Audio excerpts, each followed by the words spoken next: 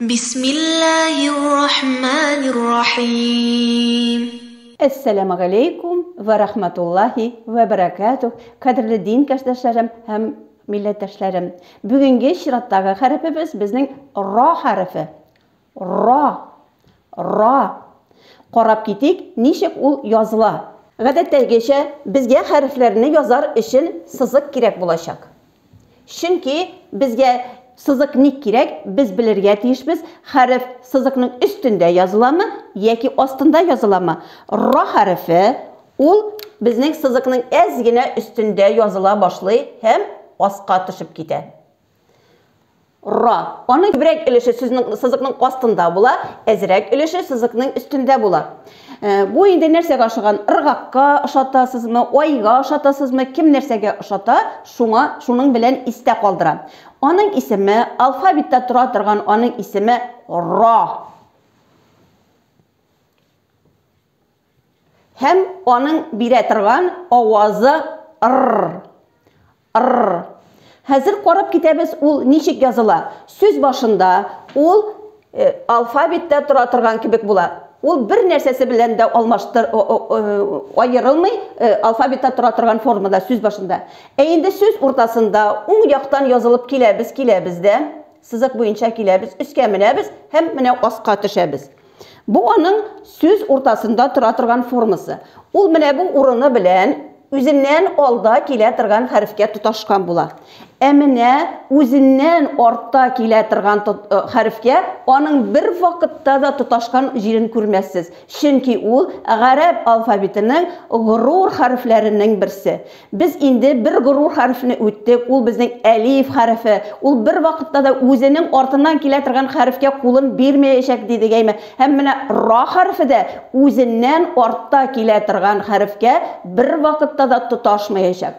Endi so'z ozag'ında ul bizning nek so'z o'rtasındagi qiyofatini olacak.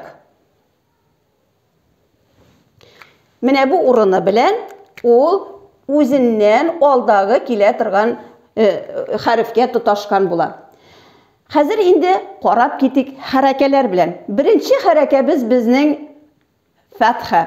Ul har vaqt so'zning harfning ustuna yozila. Neşlay kıygaş sızık bulup hem biz okuyuz ra dip ra. İkinci harekemiz bizning kesra. Ul her vakit bula sözning harfning ostunda.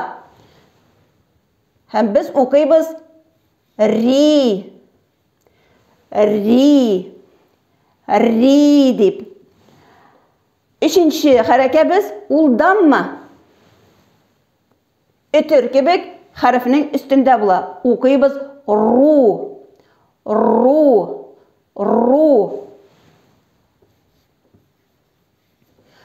Ra, ri, ru. Ra, ri, ru. Ra, ri, ru. Mene hazır anlap kettik. Ne için biz harflerini alfabette yazılgan tertipte öğrenmeybiz? Mene bizning ko'renekli galimimiz, avtor, bu kitapның avtori bizga tanish harflerini, bizning tilimizda bo'lgan ham bizning uchun yengil bo'lgan harflerini alga qo'ygan. Endi bizning uchun og'ir bo'lgan, bizning tatar tilinde bo'lmagan harfler bütünsin ortga ko'chirgan. Ham mana bizning ra harfi bilan biz boshlaymiz. U bizning tilimizda bo'lgan harf. Ra harfi bilan tatar tili rası hem g'arab tili rası olar bik qata o'xshaganlar. Tik onlarning aytilishinde baribir ayırmalık var. Mina şuşu nindi ayırmalıkları bulganın hazır endi biz sizin bilen tefsillep aytib keterbiz. Ra harfin aytamiz nindi harf? U qalin harf mi yoki nishka harf mi? Mana bu ishroqda biz qalin deb de aytolmaymiz, nishka deb de aytolmaymiz. Chunki bu g'arab alifbasining birdan bir harfi qalin da bo'la ola, nishka da bo'la ola. Ul fatha bilan ham damma bilan kelganda har vaqt qalin bo'la. Ru r harfini qati etib aytamiz deymi. Endi kasra bilan kelganda u har vaqt nishka bo'la. ри, ри. Ра, ри, ру. Ра, ри, ру. Ра, ри, ру. Менә монда башка бер аваз да булмаячак. Ра хәрефен әйтер өчен безнең телебез өскә күтәрелергә тиеш. Тел белән күтәренке булырга тиеш. Шул очракта ра хәрефе калын чыга. Менә шушы кайбер чанда телләре күтәрелеп бетми, хәрефкә калынлык билгесе бирер өчен кешеләр әйтәләр ра дип. Юк, ра юк. Гарәп телендә о хәрефе юк. Чөнки о хәрефен әйткәндә безнең иреннәребез алар түгәрәкләнә. Ра дибез. Бездә фәтха бар. Ра. Фәтха сүзе үзе фәтәхә сүзеннән алынган. Фәтәхә. Нәрсә ул фәтәхә? Фәтәхә ачылу дигән сүз. Ачылу дигән сүз. Без фәтхәне әйткәндә авызыбызны ачырга тиешбез. Ра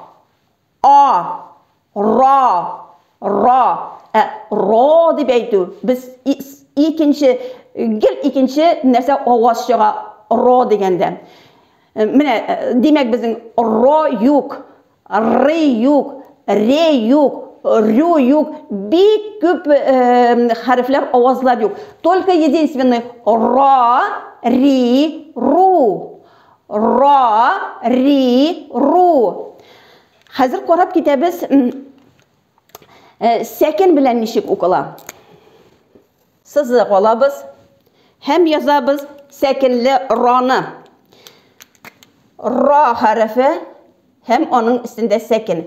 Менә булай, шушы хәрефне укыр өчен безгә алдына нинди дә булса хәрәкәле хәреф куярга кирәк дидек. Без куябыз, әне алабыз.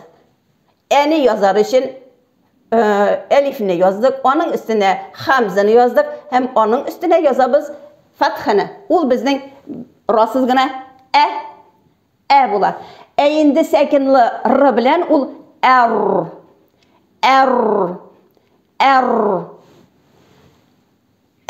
була. Бу очракта безнең ра хәрефебез калын.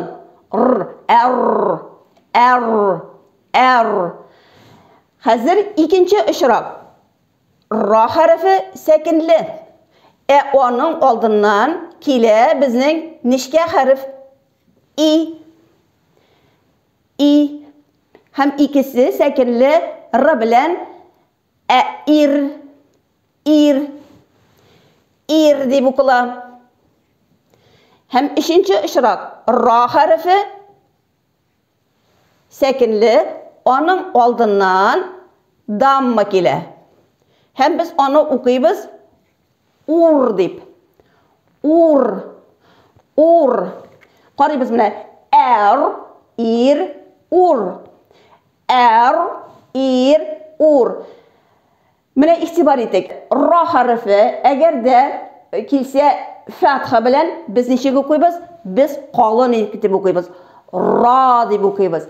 Әгәр дә безнең ра хәрефе үзе сәкенле булса, тик аның алдыннан килә торган хәреф фатха белән турса, менә бу очракта да безнең ра хәрефебез укылырга тиеш калын итеп. Дип. Һәм сәкенле ра хәрефе дамма белән килсә, ру дип калын итеп укыла. Ру. Ул үзе сәкен белән килеп, аның алдындагы хәреф даммалы килсә, бу очракта да безнең ра хәрефебез калын укылырга тиеш. Ур дип. Димәк, ра, ру, ур.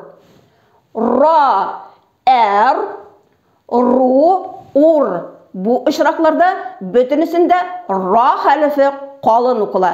Тик бер очракта гына кәсре белән булганда һәм үзе сәкен белән булып, алдындагы хәрефе кәсре белән булганда гына безнең ра хәрефебез ничкә итеп укыла? Ир, ри, ир.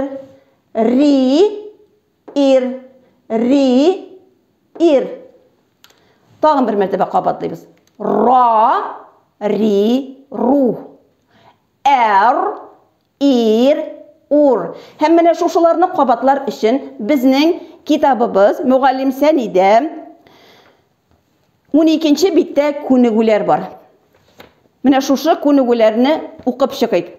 Tak, rar, rar, rar, rir, rir, rir, rur, rur, rur, er, ir,